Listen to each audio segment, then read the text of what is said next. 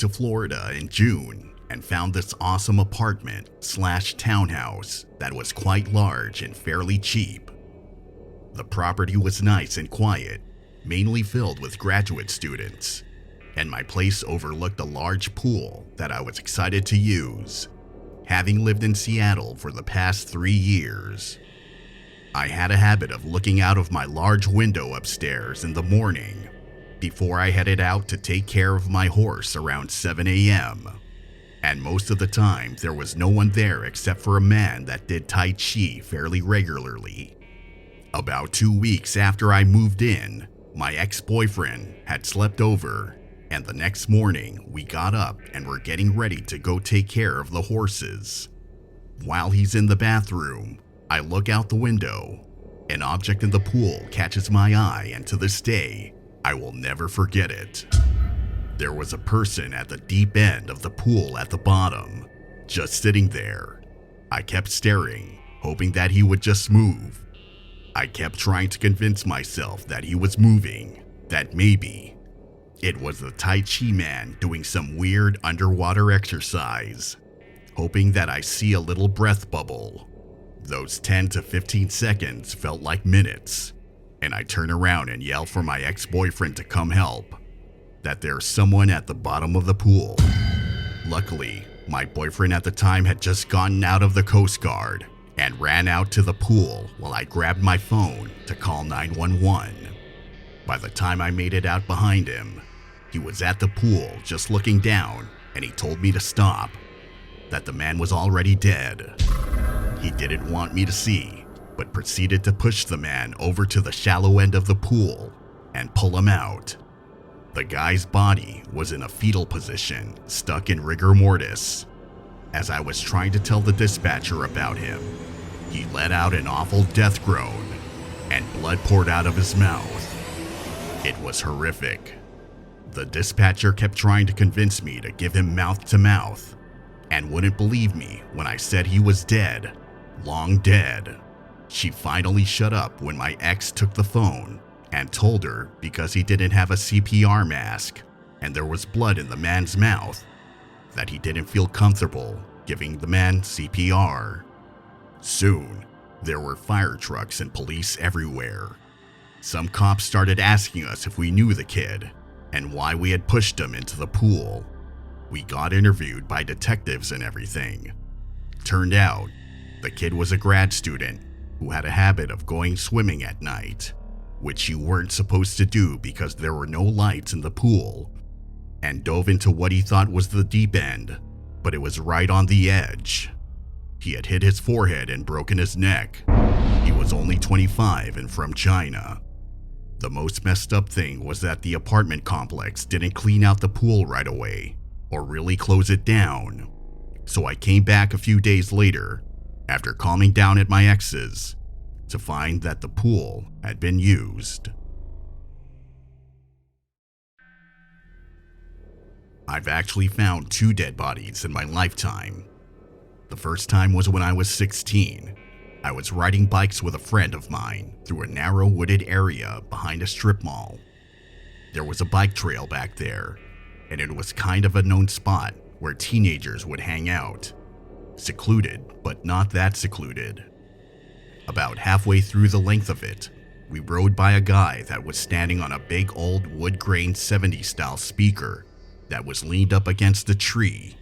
He was in his mid-40s and had a blank look on his face. I said hi to him, not knowing what else to do, and we kept on riding through.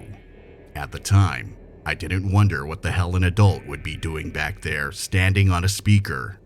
I did weird things all the time, so the thought of someone being in trouble didn't occur to us. An hour or so later, we were riding back home, coming the other direction down the same trail, except this time, there was a corpse hanging from the tree. When we rode through the first time, he was tying the noose. He must have gone through with it right after we passed. The last words he ever heard were from a random kid, me, saying hi to him. My parents were freaked out, but I was never really bothered by it. Even more strangely, the police officer that interviewed me afterwards was shot and killed several days later by a kid I had been in school with and known for most of my life. The second time was last spring. My city has a river running through the middle of it that floods like crazy every year when the snow melts. Last year, it was particularly high. I'm pretty familiar with how it changes with the seasons because there is a long bike path that runs the length of it that I ride daily. There is usually a week or two every spring when the water gets too high and spills over onto the path in one area, and I have to cut through a neighborhood and skip that part until the water goes back down. Well, last year, that day happened very suddenly. The river was flowing fast, and the trail was completely swamped. That night, there was a police chase in the area that ended up with the guy getting out of his car and running on foot from the police. They chased him down until he got to the bank of the river, which is a 50 feet fairly steep bank. He ran down the hill. The police heard a splash, and he disappeared. It was a fairly big story locally because no one knew if he was just in hiding from the police or if he had fallen into the river and died. Again, this was on the worst possible day of the year to go in that water.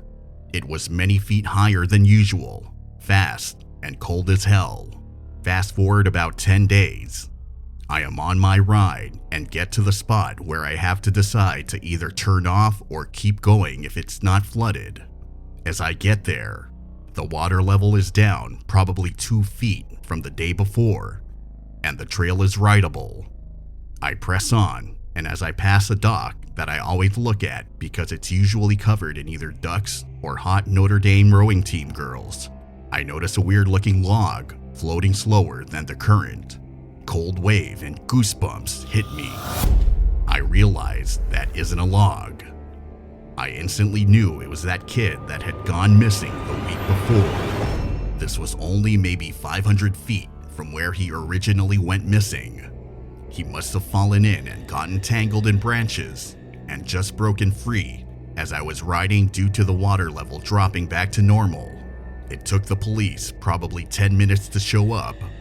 This was one of the eeriest experiences of my life because I had to just hang out with this floating dead body as it slowly drifted, face down with his pants around his ankles and shirt hiked up to his neck down the river until they showed.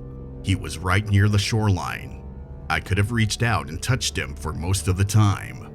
I saw a lady sitting on a bench a bit down the river that he was soon to float by. So I rode up to her with a crazy look on my face and just said, "You may want to move. Something is coming down the river." The look that came on her face after I said that is actually one of my strongest memories of the whole thing. She just silently got up and left. When the police finally arrived, I was fairly surprised at how they got him out.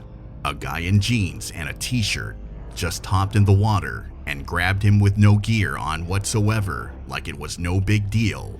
He was stiff when they pulled him out. It was not a pretty sight.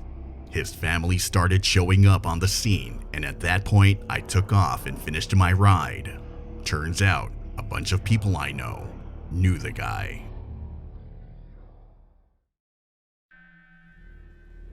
As a third-year medical student, I was on a 1-week break and took the train home from out of state.